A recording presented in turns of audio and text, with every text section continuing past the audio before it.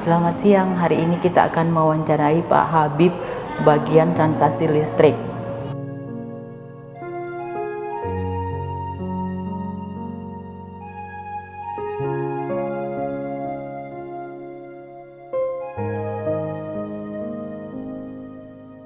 Selamat siang, hari ini kita akan mewawancarai Pak Habib bagian transaksi listrik. Assalamualaikum Pak Habib. Waalaikumsalam warahmatullahi wabarakatuh, Ibu. Minta waktunya sebentar ya Pak Habib. Baik, Bu, silakan, Bu. Ya. Mau nanya Pak, Bapak bekerja di PLN sudah berapa lama ya Pak?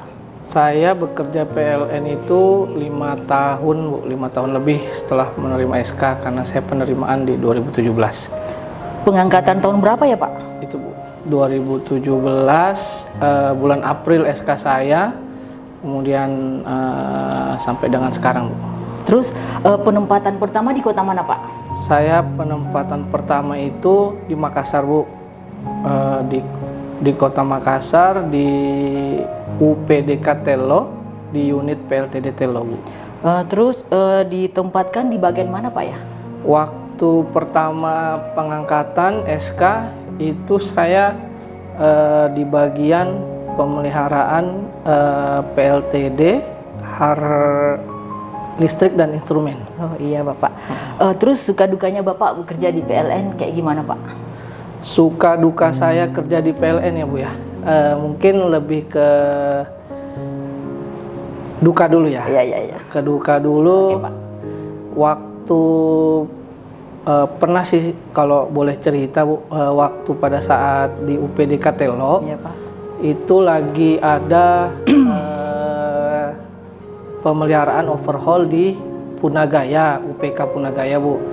Nah, di UPK Punagaya itu butuh tambahan orang listrik ceritanya. Jadi namanya overhaul itu pasti lebih dari 2 minggu. Iya Pak. Atau bisa juga extend bertambah Pak, ya. waktunya. Jadi pada saat itu kebetulan istri saya lagi hamil 8 bulan. Nah, jadi orang listrik pun di UPDK Tello kurang. Ya, Nah, kemudian akhirnya sayalah yang diamanahkan untuk berangkat ke sana. Jadi sebetulnya sih bersyukur juga bisa dipercayai untuk membantu teman-teman UPK Punagaya melancarkan pelaksanaan overhaulnya. Cuman di sisi lain saya sendiri dengan istri itu mau nggak mau bawa istri ke sana, Bu. Bawa istri kurang lebih 1 bulan, di mana istri saya juga usia kandungannya 8 bulan. Terus ya kita coba cari kos-kosan. Terus karena di sana juga keterbatasan makanan, keterbatasan kayak GoFood begitu, Bu. Iya. Nah, jadi saya coba jatah makan siang saya hari ini dengan sore itu saya coba bawa buat makan istri saya besoknya begitu. Itu karena memang di sana itu susah, Bu, susah makanan kalau nggak bakso, coto dan GoFood pun susah karena belum ada GoFood begitu. Itu dukanya sih. Iya. Sukanya Pak? Kalau sukanya sendiri ya alhamdulillah, Bu. Saya sendiri ngerasa bahagia dan bersyukur bisa kerja di PLN. Iya Pak. Karena secara hak-hak yang diterima karena kinerja pegawai sendiri itu, Iya Pak. seperti hak-hak kesehatan, jaminan pensiun itu suatu kebanggaan sendirilah, Bu, bisa kerja di PLN. Alhamdulillah Pak ya. Alhamdulillah bisa bergabung dan bisa terus dan hak-hak itu bisa jadi semangat atau penyemangat saya sendiri begitu, Bu. Alhamdulillah. Terus tantangan berat yang Bapak selama bekerja di PLN kayak gimana Pak?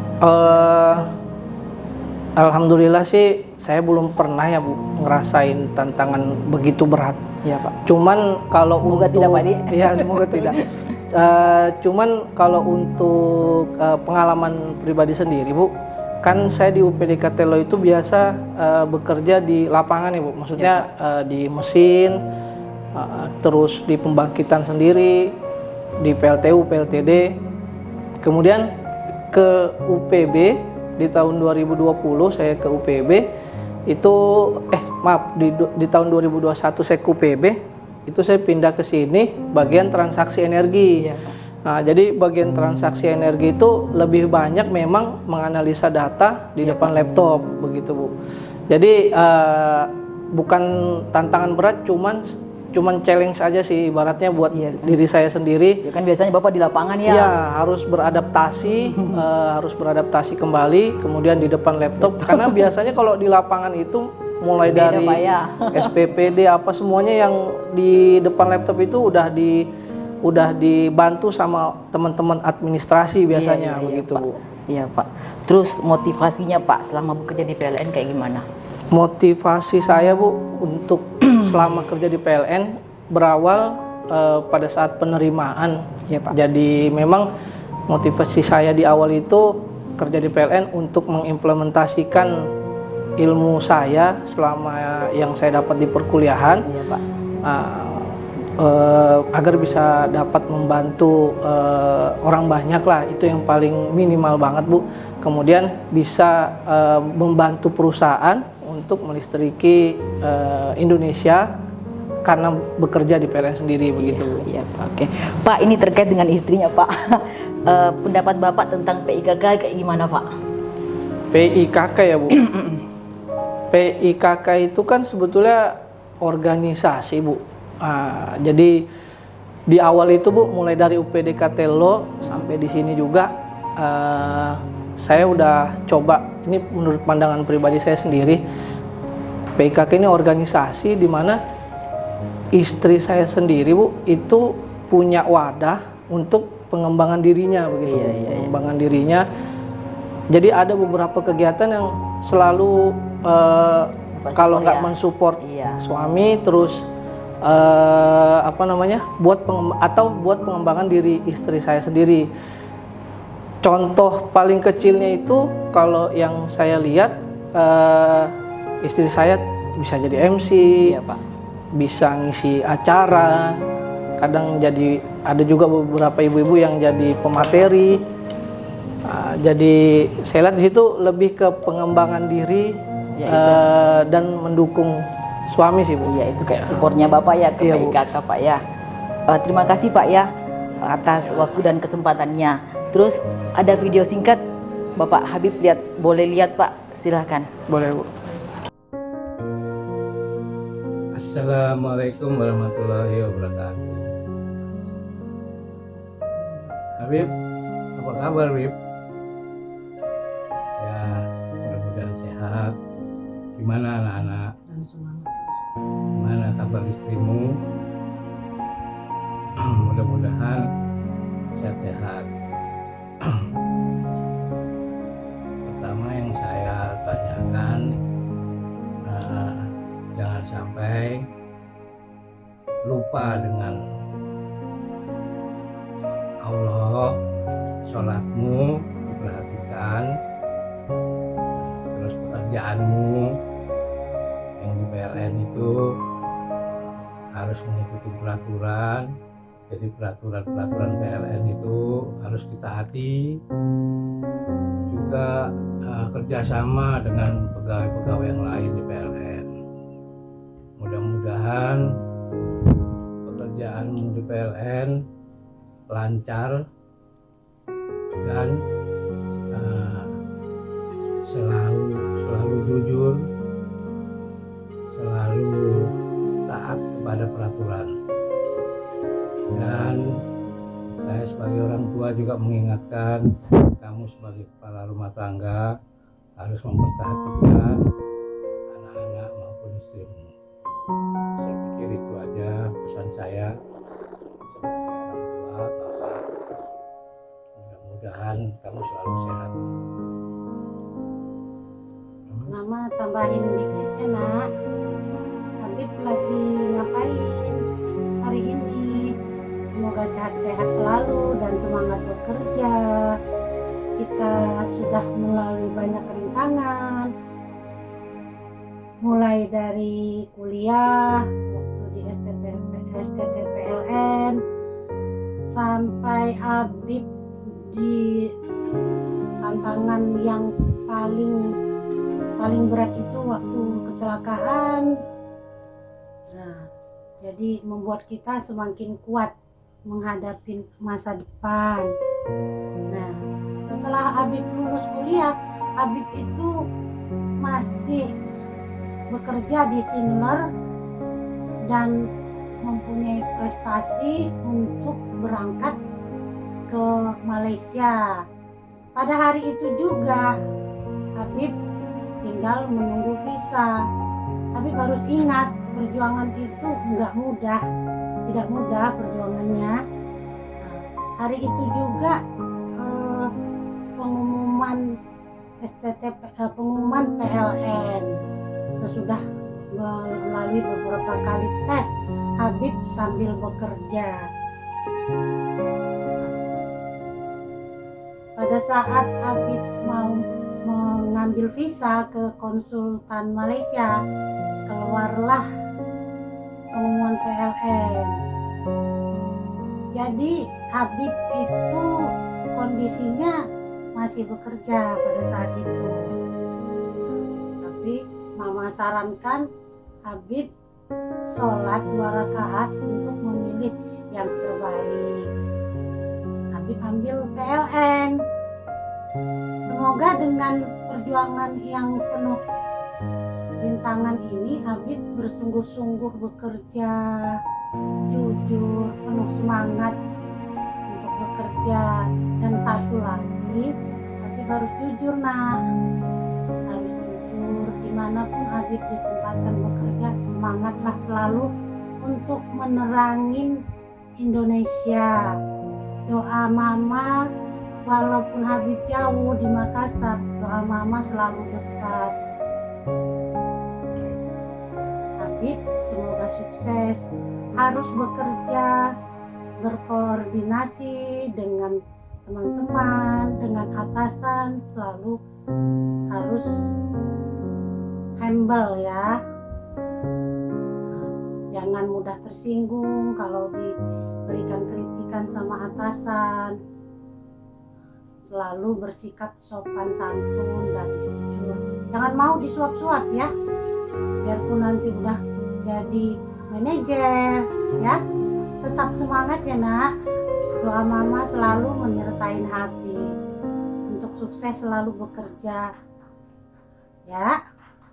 Amin. Mudah-mudahan Habib selalu ingat. Sholatnya jangan lupa ya, nak. Ya. Mama sebenarnya kangen, Bib. Kangen itu ya tetap berdoa juga. Habib sudah mengabdi di Makassar 7 tahun. Semoga aja rasa kangen Mama bisa, kangen Mama dan doa Mama bisa dikabulkan Allah. Kangen dengan sholat berjamaah sama Habib, baca Al-Quran sebelum berangkat kerja. Kangen, Bib.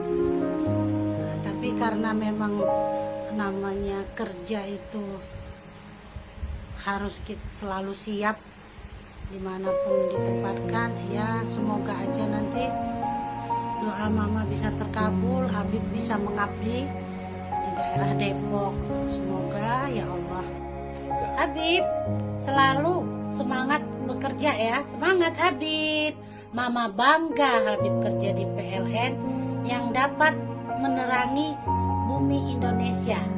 Semangat. Mungkin biar Hercules juga kalau orang tua yang dihadapkan pasti apa ya Bu, terharu. Iya. Makanya sebelum jauh-jauh bercerita untuk kedepannya sih Bu, ya mohon izin juga saya di sini mau ngucapin banyak terima kasih. Pertama itu ya bersyukur. Alhamdulillah Allah selalu kasih kesehatan, Allah lindungi walaupun saya dan istri itu merantau. Kemudian mau terus selalu mengucapkan terima kasih sama kedua orang tua, karena bukan mungkin ya, pasti bisa sampai dengan saat ini itu saya duduk di sini Itu karena terutama ibu saya yang betul-betul betul-betul berjuang. Ya, karena kan saya kan anak pertama ya Bu, anak pertama laki-laki satu-satunya. Jadi saya tahu persis perjuangan.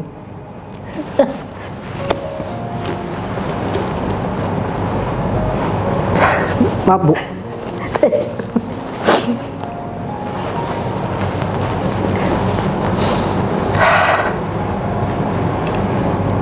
Kebetulan orang tua juga baru pulang umroh, jadi saya belum bisa belum bisa ketemu langsung. Tapi sebelum umroh saya sempatkan pulang walaupun cuma 2 hari.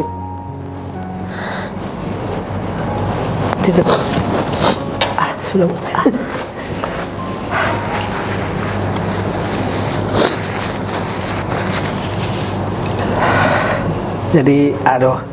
Jadi si curhat itu.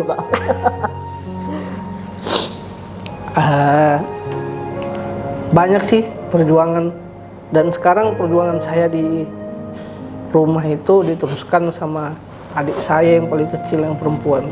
Jadi ya untuk tanggung jawab adik saya semua sih yang berusaha. Umur berapa deh Pak Habib? Usia 28 27 jalan 28. Iya. Kan kebetulan juga orang tua itu kakinya agak kurang sempurna Bu. Jadi dulu tuh sehat, setelah remaja, jadi dari kecil memang Bu jatuh, hampir mau hampir mau diamputasi, cuman pengobatan tradisional akhirnya sembuh. Karena orang tua ibu saya juga anak pertama, jadi dia yang buka. Dari Medan merantau ke Jakarta, dia yang buka, ibaratnya untuk merantau, untuk cari kehidupan yang lebih baik gitu kan. Kemudian karena sibuk dan kebanyakan bergerak mungkin ya, berusaha bergerak, jadi pas hari tuanya agak sakit lagi. Jadi yang buat saya terharu itu sebelum berangkat adik saya buatkan sepatu yang ditambah solnya. Jadi kan agak tinggi sebelah kakinya ibu saya, dan di situ buat saya terharu. Buat umroh itu kan, buat umroh dibuatkan sepatu, jadi yang sebelah kanan itu ditambah 9 cm supaya seimbang Pak ya? Iya, supaya seimbang. Kenapa yang buat saya terharu, kenapa nggak terfikirkan oleh saya dari dahulu gitu? Iya, buatkan seperti itu Pak ya. Cuman saya bersyukur sih, maksudnya sampai sekarang ibu dan bapak saya itu sehat sih, alhamdulillah. Pak. Mungkin yang pertama-tama yang mau saya ucapkan terima kasih sama kedua orang tua. Kemudian Pak, yang berikutnya saya mau ngucapin juga sama istri yang udah support saya, dan udah karena mungkin buat istri juga butuh proses untuk adaptasi, apalagi kan sama-sama merantau yang nggak ada saudara. Kalau dulu itu ada juga sih cerita dukanya itu pada saat kena COVID, kami bertiga. Jadi memang pas pindah dari UPD Katelok ke UPB. Jadi mau minta tolong bantuan sama teman-teman UPD Katelok juga lagi COVID dan udah pindah statusnya. Mau minta tolong sama teman-teman UP2B juga belum ada yang kenal gitu kan. Jadi di situ sempat ngedown juga karena kami di rumah sakit itu hampir 2 minggu lebih sama anak saya yang masih usia 4 bulan gitu. Itu sih dukanya, cuman alhamdulillah semua bisa dilaluin sama istri saya juga. Jadi alhamdulillah bisa jadi penyemangat saya juga. Makanya kalau dibilang support, yang paling pertama itu memang saya selalu coba untuk memberikan izin untuk istri saya biar bisa bergabung di PI. Iya. Kemudian saya coba support. Kalaupun memang dibutuhkan saran, saya coba kasih saran terkait kegiatan-kegiatan dari Ibu PI. Jadi yang selanjutnya saya support Bu. Saya support dan mudah-mudahan PI ke depannya bisa terus tetap berkolaborasi, bisa terus tetap mensupport dan Iya, makasih. PI selalu berjaya. Oke. Itu saja sih Bu dari saya Bu. Iya, makasih banyak Pak wawancaranya hari ini Iya. Bu, dan waktunya. Iya, Makasih Bu. Pak.